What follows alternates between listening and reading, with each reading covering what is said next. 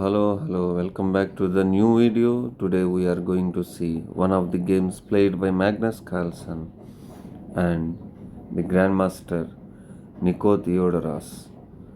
Here Magnus played with black and opponent playing with white. Here, here after e4, Magnus Carlsen decided to play the French defense with e6. Here white played the move d3, going to play King's Indian attack style. After d5, knight to d2 and knight to c6 by Magnus. Here, usually the plan for white is knight to f3 and g3, bishop g2, castles. The position will arise like this. After knight f3, Magnus decided to play knight to knight f3, knight c6. Here, if white played the move e5, black responded with knight d7. For example, d4, here comes the break f6, breaking every pawn chain in the center. For example, bishop to b5, f captures e5, d captures e5, and bishop e7, followed by both sides castle, and rook to e1, queen to e8. The queen is going to shift king side. The position will come like this if he plays e5. Okay, after e4, e6, d3, d5, knight d2, knight c6, knight f3, knight f6. Here white played the move c3. Some people will play this type of passive style. They will place their queen on c2 and slowly develop the pieces. After c3, Magnus controlled the important square e5, bishop to d6, queen to e2, idea forking knight and bishop. So Magnus gives the break e5, pawn to g3, d captures e4, pawn captures e4. Here black castles. Here comes bishop g2 and pawn to a5, gaining space advantage. White castles smoothly and pawn to b6. What was the idea of b6 and a5? Here there is another kind of threats. For example, if knight c4, whenever comes bishop to a6, pinning the knight and trading that knight.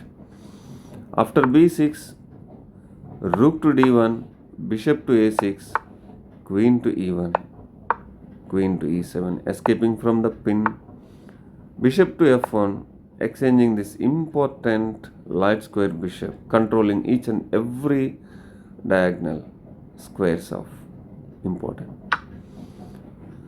Bishop to f1, queen to f1, queen to d3. Here Magnus trying to occupy light squares and attacking light squares. Queen to a c4, offering trade. After queen captures, knight captures e4. Magnus completely own the free pawn. After a4, rook to d8, bishop to e3, pawn to f6, king f1, bishop to c5, offering trade, king to e2, bishop to e3, knight to e3, knight to c5, knight d5, and knight e6, protecting the c7 pawn, knight h4, knight e5 check. What was the idea? If pawn captures, rook captures d5, you will get back your knight. After pawn to d4, rook to d5, pawn to e5, rook captures e5, king f1, knight c5.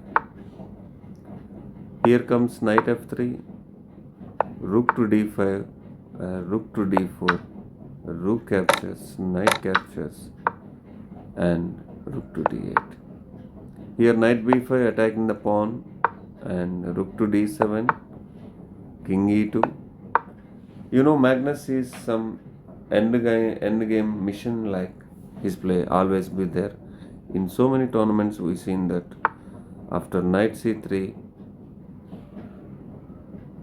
after king e2, pawn to c6, knight to c3, and Magnus slowly bringing his king towards the center.